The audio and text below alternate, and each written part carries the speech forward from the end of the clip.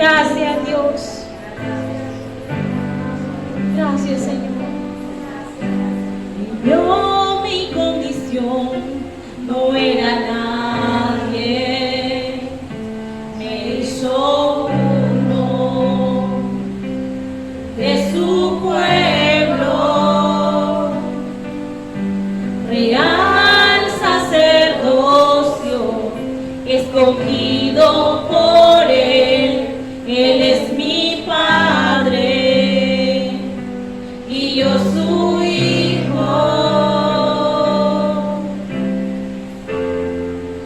Admirable consejero,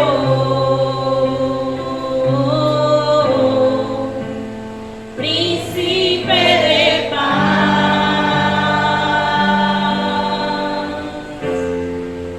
es aquel que se hizo carne, lleno de gracia y verdad. Él vio mi condición, no era nadie, me hizo uno de su pueblo, real sacerdocio, escogido por él es mi Padre y yo su Hijo. Admirable consejero,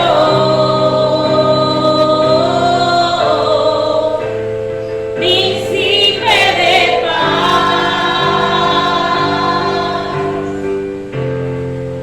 es aquel que se hizo carne, lleno de gracia y verdad.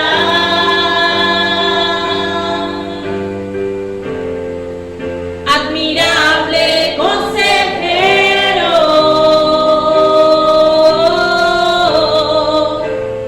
príncipe de paz,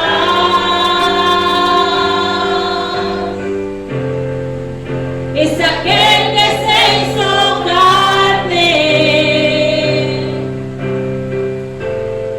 lleno de gracia y verdad. La deidad se encarnó, tomó forma de un hombre por amor,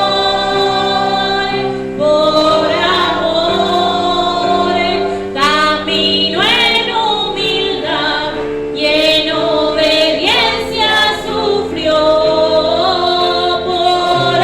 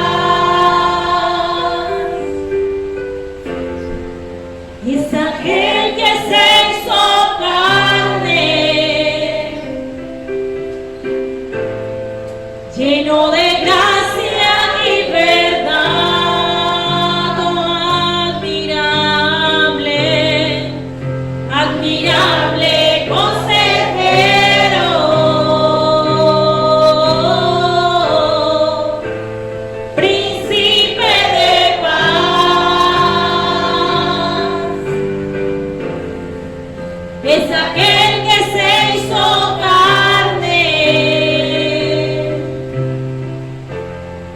lleno de gracia y verdad,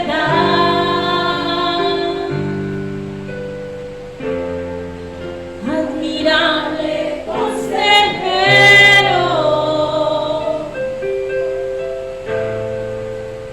príncipe de paz,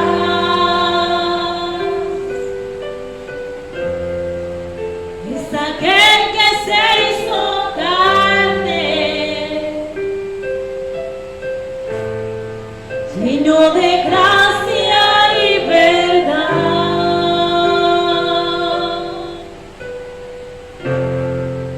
lleno de gracia y verdad, la deidad se encarnó como forma de un hombre por amor,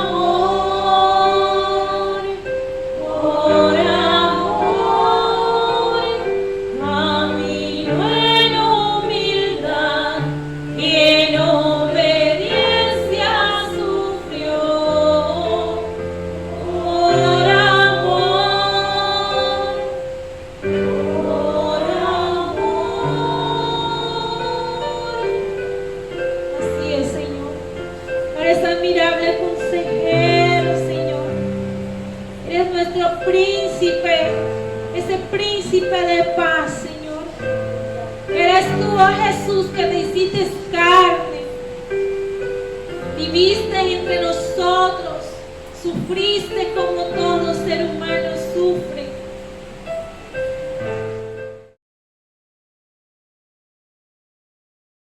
Vamos a bendecir. Está con nosotros acá Francisco, que es representante de la iglesia, de la familia López, o creo que lo puse al revés también, es Martínez López. Oye, bueno, Martínez López, ven acá Martínez López. Martínez López. Martínez López. Tenemos también acá a, aunque a esa persona no le gusta que yo diga esto, pero tenemos acá a Neidivia. Neidivia. Ese es su segundo nombre, que no quiere que se lo diga. Nombre único. A nadie yo he escuchado con ese nombre. Neidivia. Y tenemos a Keiner Puerta. Aunque Keiner está con María Luisa hoy, pero eso va para el mismo lado. Keiner está con nosotros. Estas tres familias, estos tres hermanos, estas tres personas van a ser hoy, por la gracia del Señor, bendecidas. Ya lo que usted decida hacer con eso, ya eso es cuestión suya, pero es Dios quien coloca en nuestros corazones el deseo de bendecir a esta familia. Entonces le pido al hermano Miguel con mucho cuidado que me ayude allá en la entrega a estas familias, hermanos. Todos están igualitos, hermano. El mío parece que tiene menos, todos están igualitos. Nos faltó algo allí, fue el aceite, así que pues, es por cuenta de ustedes, porque no había aceite. Entonces ahí están los tres hermanos que hoy reciben esta bendición. Orar por estos hermanos que hoy han recibido esta bendición. Padre que estás en los cielos, muchas gracias por permitirnos como iglesia cumplir con tu mandato, Dios, de ir por el mundo y predicar el Evangelio, pero también de poder ayudar de manera física y material a aquellos que tanto lo necesitan. Dios, te rogamos que esto que hoy ellos reciben, Señor, lo reciban con agrado, lo reciban como un enviado de parte tuya, Señor, un regalo, un detalle de parte tuya, Dios, para estas familias, estos hermanos, Señor. Que esta bendición siga multiplicándose, permítenos como iglesia seguir bendiciendo a muchas más familias. En el nombre de Jesús, amén. Mis hermanos, hoy vamos a empezar, o voy a empezar con ustedes. Les había dicho tiempo atrás, después de haber terminado la enseñanza sobre el Evangelio, íbamos a hablar un tema especial y quiero tratar en lo posible predicar todo la carta de Primera de Juan. Primera de Juan, ahí vamos a estar todo este tiempo. Quizás habrán algunas pausas, algunos hermanos y hermanas que predicarán otro tema, pero personalmente me enfocaré en solamente Primera de Juan. Ese va a ser mi énfasis en estas predicaciones que vienen a partir de hoy. Entre otras cosas, Primera de Juan se atribuye a Juan, no Juan el Bautista, porque hay un Juan el Bautista, sino a Juan, hermano de Jacobo o de Santiago. Jacobo también se le llama Santiago. Es ese Juan del cual hablamos el domingo pasado, que quería estar uno a la derecha y otro a la izquierda. Y mucha gente habla de Juan como el discípulo del amor, pero al principio no era tanto amor que tenía. De hecho, él es uno de los que dicen: Señor, ¿por qué no quieres que pidamos como Elías que mande fuego del cielo y consuma a todas estas personas? Y es ese Juan, una vez más, que está ahí con su hermano Jacobo y su mamá, buscando puestos de privilegio, buscando estar sentado uno a la derecha, otro a la izquierda, uno como consejero del Señor y uno como el jefe del ejército. Entonces, este es el Juan que escribe Primera de Juan, Segunda de Juan, Tercera de Juan, y además de eso escribe el Evangelio de Juan, o según San Juan. Pero también escribe el libro de Apocalipsis. Apocalipsis, la gente nada más escucha la palabra y tiembla. Pero Apocalipsis, y en algún momento lo vamos a estudiar, Apocalipsis es un libro de esperanza. ¿Y cómo va a ser esperanza, pastor, si hay una imagen que de la bestia que sale de las aguas? ¿Cómo va a traer eso esperanza? Cuando lo estudiemos vamos a darnos cuenta que para el tiempo en que se escribió era una carta esperanzadora. Era una carta también en la cual el apóstol Juan confronta a muchas de las iglesias de aquel entonces, pero también era un llamado a la esperanza en medio de situaciones difíciles que estaba viviendo el pueblo de Dios en ese tiempo. Entonces, ese es el escritor, Juan. Juan es el escritor de esta carta. Esta carta de Primera de Juan tiene algunos propósitos. Y uno de los propósitos, por ejemplo, es combatir la enseñanza de maestros engañadores o mentirosos que compartían falsas doctrinas. Combatir la enseñanza de maestros engañadores o mentirosos que compartían falsas doctrinas. Aún no le he dicho el título del mensaje, pero ahorita se lo leo. ¿Dónde podemos mirar eso? Por ejemplo, Primera de Juan capítulo 2, versículo 26. Primera de Juan capítulo 2, verso 26 dice: os he escrito sobre los que ¿qué? Los que os engañan. ¿Sabe?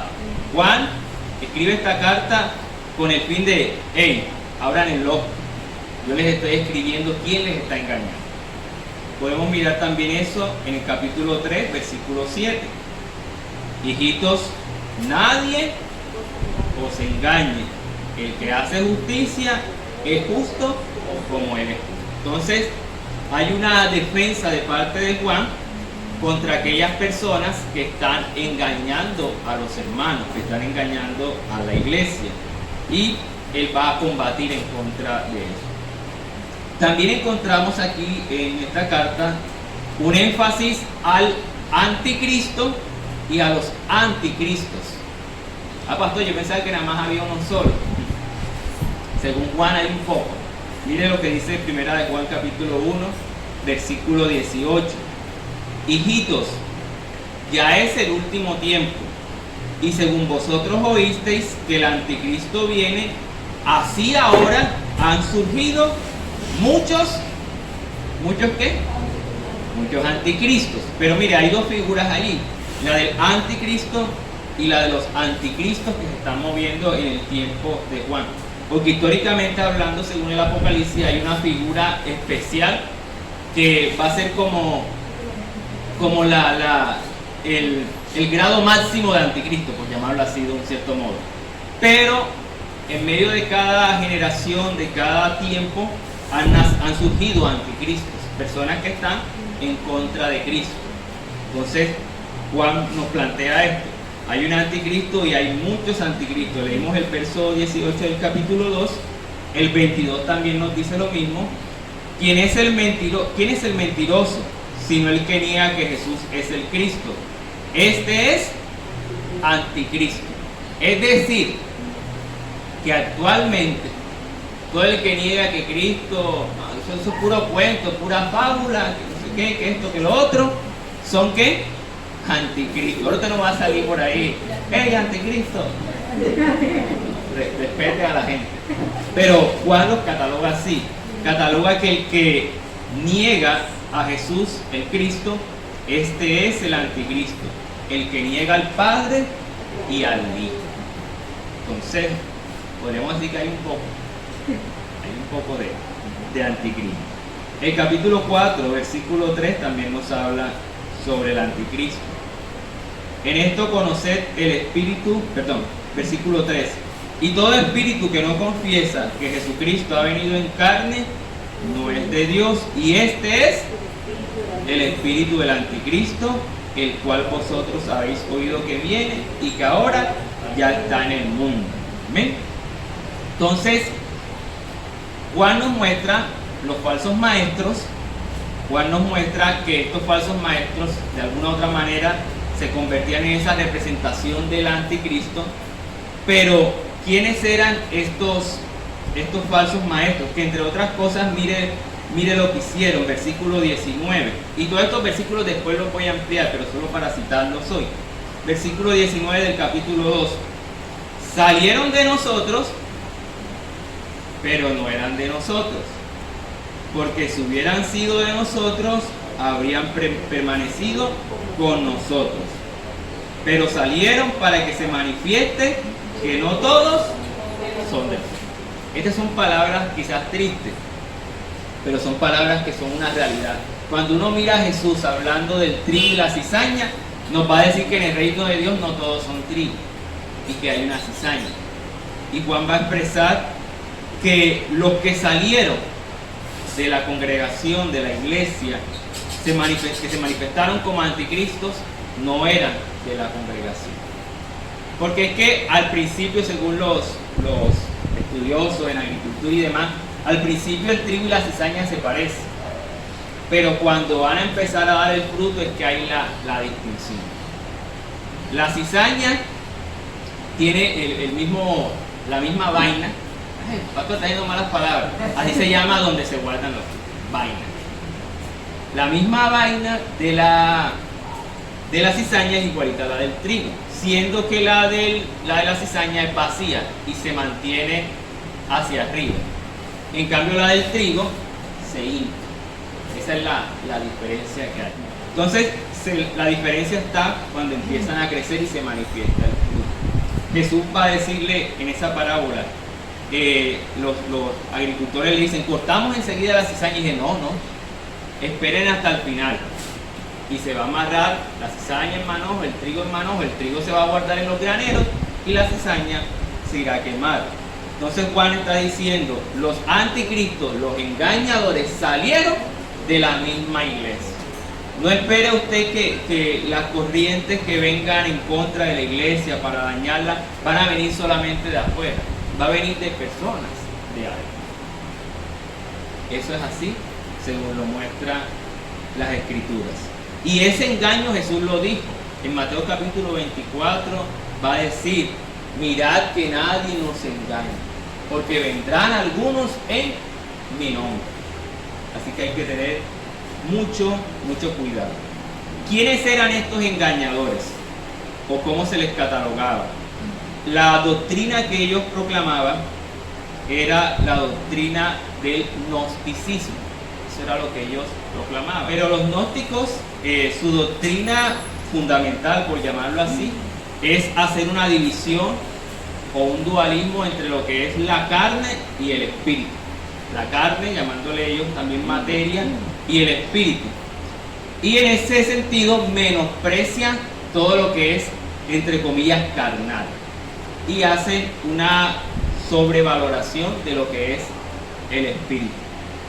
Esto los llevaba a ellos, a los gnósticos, a decir de que Jesús no podía ser humano, que Dios no podía encarnarse. Y ellos tenían como tesis de que el cuerpo de Jesús era como especie de una ilusión, no era un cuerpo físico como tal, porque ellos una vez más no valoraban lo humano, lo carnal, sino que siempre sobresaltaban lo que era lo espiritual. Es decir, al final de cuentas lo que negaban era la realidad del Evangelio, la encarnación.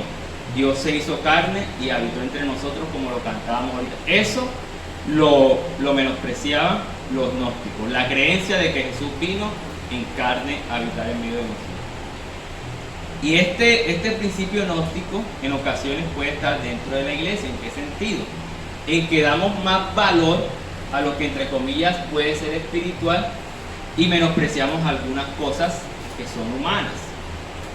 Se menosprecia, por ejemplo, el deporte. O sea, ¿para qué vas a hacer deporte si al fin y al cabo lo que interesa es cómo tú estás por dentro, lo espiritual? Ese es el ejercicio que tienes que hacer. Ah, sí, entonces, mientras tanto yo no puedo respirar. O sea, tengo que hacer las dos cosas. Cuidar, es más, Pablo va a decir en Corintios que debemos cuidar el templo del Espíritu Santo, nuestro cuerpo. Hay un valor para la escritura del ser humano en su forma íntegra.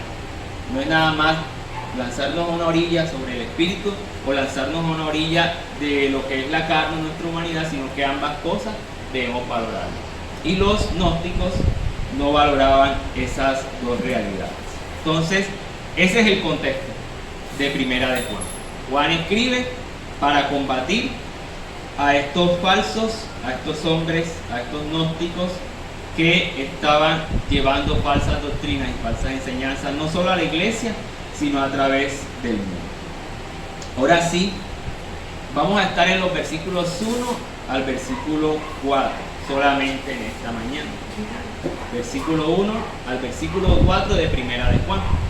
Y para los que anotan, estaba pensando en qué título colocarle a la enseñanza, y una palabra vino a mi mente y fue la palabra experiencia. Así se llama la enseñanza del día de hoy. ¿Se llama cómo? Experiencia. La experiencia no se improvisa, dice un dicho por ahí. La experiencia, ese va a ser el título con el cual me enfocaré para estos 4 versículos de Primera de Juan. El diccionario de la Real Academia Española trae 5 definiciones sobre qué es experiencia.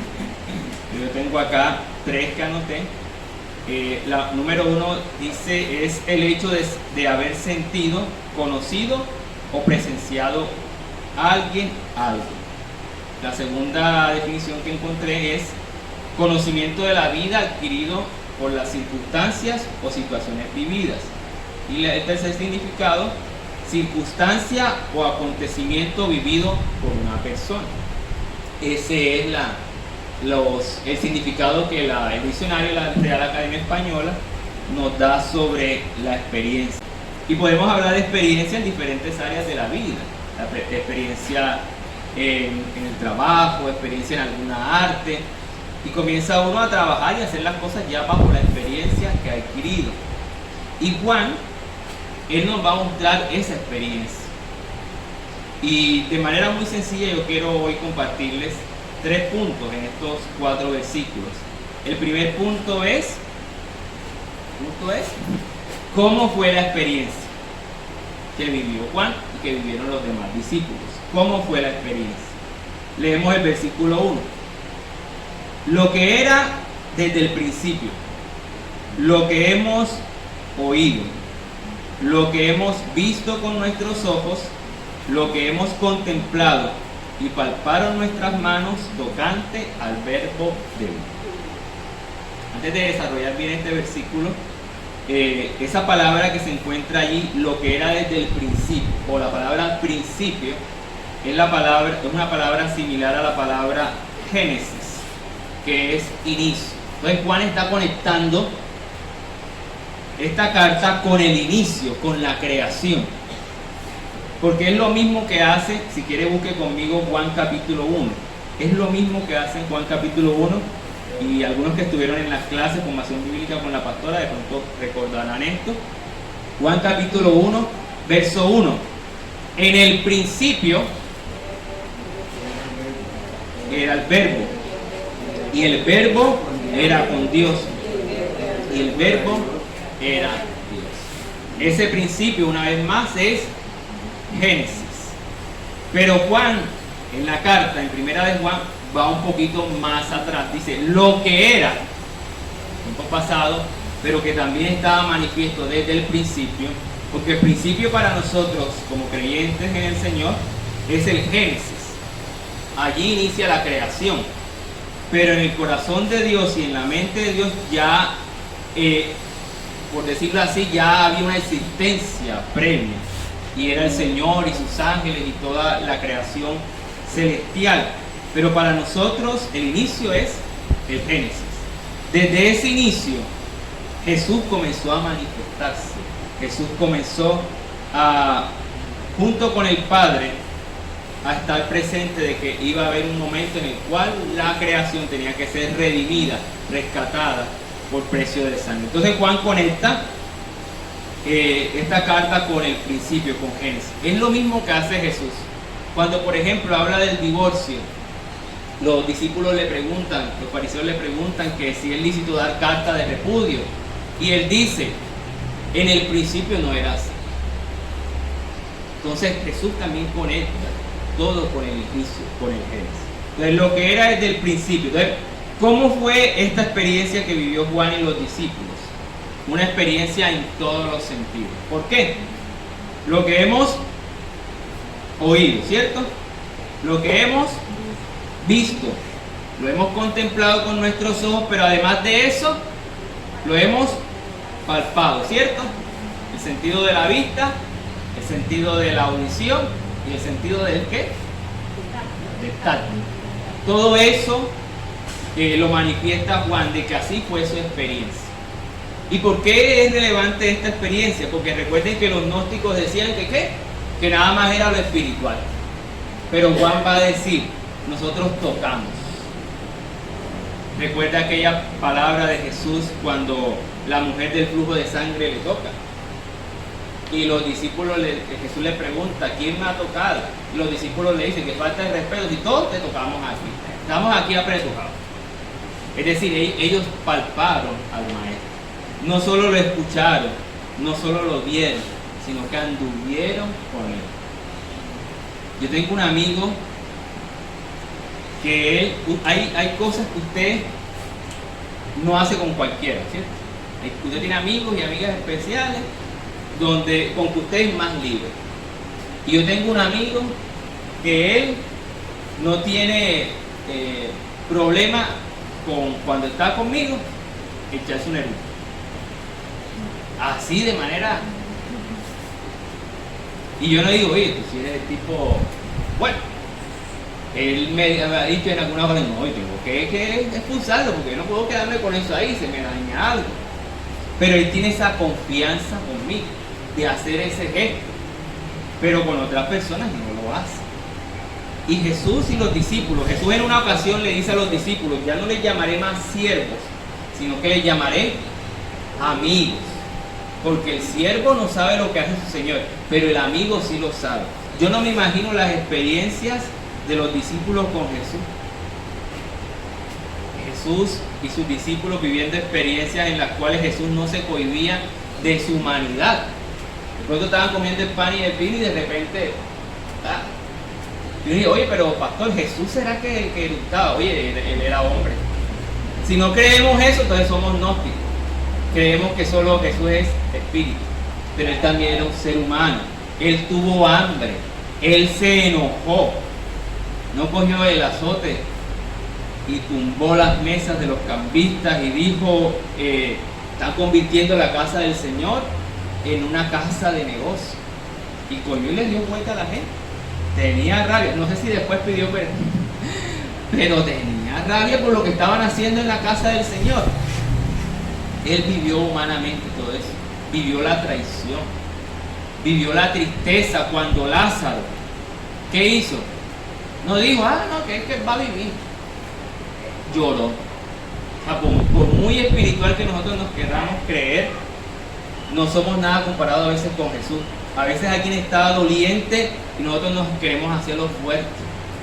Y Jesús manifestó tanta compasión, inclusive llorando por su amigo Lázaro. Esa es la realidad de la encarnación, de lo que vino Jesús a hacer. Entonces, la experiencia de Juan es una experiencia en todos los sentidos: oído, vista y tal. Y quizás yo añadiría algo más. No, pastor, pero usted no puede añadir a la Biblia. De pronto caminando esa gente a sol caliente, de repente no había desodorante en ese tiempo. Y de repente alguno le pega a un olorcito y Juan, serás tú, Pedro, serás tú. Pedro, huele como a pescado. Y Jesús, Jesús también, tú estás ahí sucio también, estás asoleado. Esa experiencia la vivieron los discípulos. Vivieron una experiencia en todos los sentidos. Usted tiene que contemplar a Dios en todo su esplendor. No solo es una cuestión espiritual, sino que también es una cuestión de la vida diaria. Entonces, lo primero que encontramos es cómo fue esta experiencia. Lo segundo, y ya lo he dicho, es con quién fue la experiencia. La experiencia fue con quién? Con Jesús. Versículo 2. Porque la vida fue manifestada y la hemos visto y testificamos y os anunciamos la vida eterna, la cual estaba con el Padre y se nos manifestó. Entonces lo segundo es con quién fue la experiencia. Con Jesús, el Verbo, la vida. Vamos a mirar Juan capítulo 1 verso 4, la manera de comparación. Juan capítulo 1 verso 4, si alguien puede leerlo. Evangelio de Juan capítulo 1 verso 4. Estas cosas os escribimos para que vuestro gozo sea cumplido. No, Juan, el Evangelio. Estamos en la carta, el Evangelio de Juan, después de Lucas. Juan capítulo 1 verso 4. En él estaba la vida, y la vida era la luz de los hombres. En él estaba ¿qué? La vida. Y la vida. Ahora sí, en primera de Juan, capítulo 5, verso 13. Primera de Juan 5:13 dice: estas cosas os he escrito a vosotros que creéis en el nombre del Hijo de Dios, para que sepáis que tenéis vida eterna y para que creáis en el nombre del Hijo de Dios. Entonces la experiencia, que fue en todos los sentidos de Juan y de los apóstoles, fue con Jesús, el Verbo, Jesús, la vida eterna. Una pregunta crucial sería hoy en esta mañana: ¿qué es la vida eterna? Porque algunos pueden estar predicando y diciendo: no, es que el Señor quiere que tú tengas vida eterna. Pero ¿qué es esa vida eterna? Y algunos solamente tienen un concepto de la vida eterna como algo espacial, o sea, como algo fuera de esta tierra, como que vendrá el Señor, que es cierto, y nos llevará a su reino. Esa es la vida eterna. Pero el mismo Juan nos va a definir cuál es el sentido más genuino sobre la vida eterna. Juan capítulo 17, versículo 3. ¿Qué es la vida eterna? Juan capítulo 17, versículo 3. Juan 17:3 dice: y esta es la vida eterna. Ahora nos va a decir cuál es, ¿cierto? Y esta es la vida eterna: que te conozcan a ti, el único Dios verdadero, y a Jesucristo, a quien has enviado. Entonces, ¿en qué consiste la vida eterna? ¿En qué consiste? En conocer a Dios y en conocer a Jesús.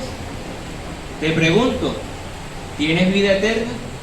Sí, pastor, yo me voy para el cielo. No. ¿Conoces a Dios? ¿Conoces a Jesús? Y eso es experiencia. Conocer a Dios, conocer a Jesús. Eso es tener una experiencia con el que es la vida eterna.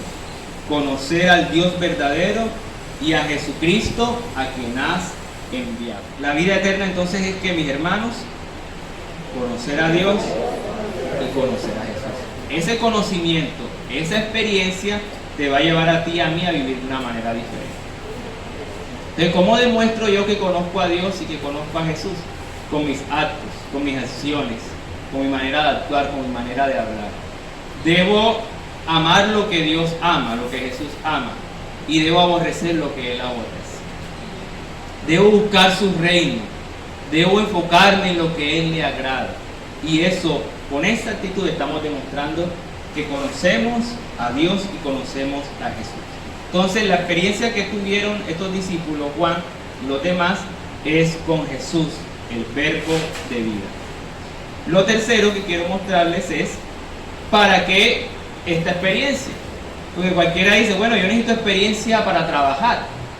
Pero la experiencia en todos los sentidos con Jesús, ¿para qué es? Vamos a ir mismo en primera de Juan y que sea el mismo Juan quien nos diga para qué es esta experiencia. Primera de Juan capítulo 1, verso 3. Lo que hemos visto, una vez más, lo que dice el versículo 1, y oído, ¿qué hacemos? Eso os anuncié, para que también vosotros tengáis comunión, una palabrita que a muchos les ha gustado, koinonía, con nosotros, y nuestra comunión verdaderamente es con el Padre y con su Hijo Jesucristo. Entonces, tenemos una experiencia en todos los sentidos, una experiencia con Jesús, el verbo de vida, pero una experiencia que nos lleva a un para qué, y es a anunciar, ¿cierto? Lo que hemos visto, lo que hemos oído, eso os anuncio. Entonces aquí sería bueno preguntar, ¿has vivido una experiencia en todos los sentidos con Jesús? Algunos de ustedes podría decir sí, o todos podríamos decir sí. Lo he escuchado a través de la palabra, cuando canto siento su presencia, Él está cambiando mi vida. Pero esa experiencia que has vivido con el Señor, ¿la estás anunciando? Porque chévere vivir una experiencia con el Señor en todos los sentidos, pero más chévere es hablar de esa experiencia a los demás, pues te quedas nada más con el regalo tú y no lo compartes a los otros. Entonces el llamado de Juan, nada más en esos 4 versículos en los cuales ni saluda ni escribe quién es el autor ni nada, es vivir una experiencia en todos los sentidos con el Señor, y esa experiencia, o en base a esa experiencia, anunciar al Señor. El llamado de Dios en esta mañana para nosotros es que podamos vivir tiempos de experiencia con el Señor, tiempos en los cuales podamos oírlo, tiempos en los cuales podamos ver y contemplar al Señor.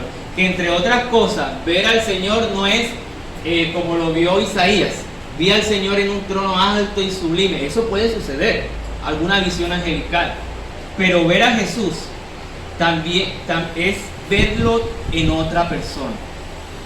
O sea, yo puedo ver en mi hermana el reflejo de Jesús, porque ella está mostrando a Jesús. Entonces la experiencia con el Señor yo la vivo a través de la comunión con mi hermano. Por eso Juan lo dice, para que también vosotros tengáis comunión con nosotros. La experiencia con el Señor te va a llevar a ti y a mí a ver en tu hermano y tu hermana a Jesús reflejado. Amén. Cada día usted y yo debemos parecernos a aquel en el cual vivimos experiencia. La pregunta crucial sería, si no estamos viviendo experiencias con el Señor, viviendo con Él, escuchándole a Él, viéndole a Él, sintiéndolo a Él, ¿qué vamos a reflejar a los demás? Absolutamente nada. Según los estudiosos en matrimonio, dicen que al pasar el tiempo, los años, el marido se parece a la mujer y la mujer se parece a la mujer. Porque, oye, ustedes parecen hermanos y las palabras a veces son tan similares y las acciones son tan similares. Yo llevo 5 años y a veces la miro así, no, todavía como que no, todavía falta para... Pero esa experiencia cotidiana, es más, hasta dicen los estudios que ya uno sabe hasta qué está pensando la mujer, o en el caso de la mujer, sabe que está pensando el marido. Yo conozco esa cara, yo conozco esa mirada, la experiencia que ha vivido con esa pareja. Y la experiencia que usted vive con Dios debe ser un reflejo en su vida diaria, pero también tiene que ser un reflejo para hablar y anunciarle a los demás de esa experiencia. El Señor nos llama en esta mañana a que podamos tener una experiencia, a que podamos vivir en una comunión en todos los sentidos con Él. El versículo 4 de 1 de Juan nos dice: estas cosas os escribimos para que vuestro gozo sea cumplido. Pareciera que este texto no tuviera nada que ver con la experiencia vivida con Jesús en todos los sentidos y anunciarla, pero Juan lo que está diciendo es: nosotros vivimos una experiencia con el Señor y de eso le anunciamos, y nuestro gozo y alegría va a estar completo si ustedes también viven de la misma manera. Mis hermanos, en esta mañana quiero decirles, de nada me vale a mí vivir para Dios y proclamarles a ustedes la vivencia en Dios si ustedes no viven para el Señor. Me sentiré el más fracasado del mundo, porque la idea es que de lo que yo doy, de lo que los hermanos y hermanas dan en este lugar, usted pueda vivir también ese mensaje, esa realidad. Y como hablaba con alguien una vez, el asunto no es tanto escuchar y asimilar el conocimiento que Dios nos da, es ponerle pie a eso, es caminar en eso. Mis hermanos, hoy el Señor desea de nosotros vivir una experiencia. Esa experiencia, ¿cómo la puede usted tener? Teniendo un devocional con el Señor.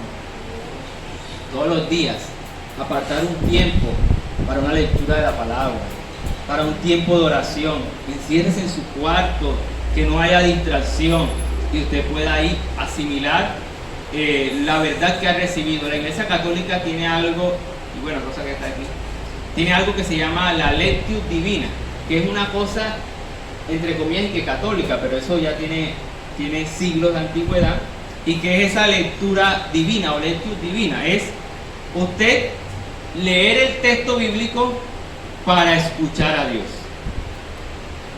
callarse la boquita para contemplar a Dios, la realidad que le dio.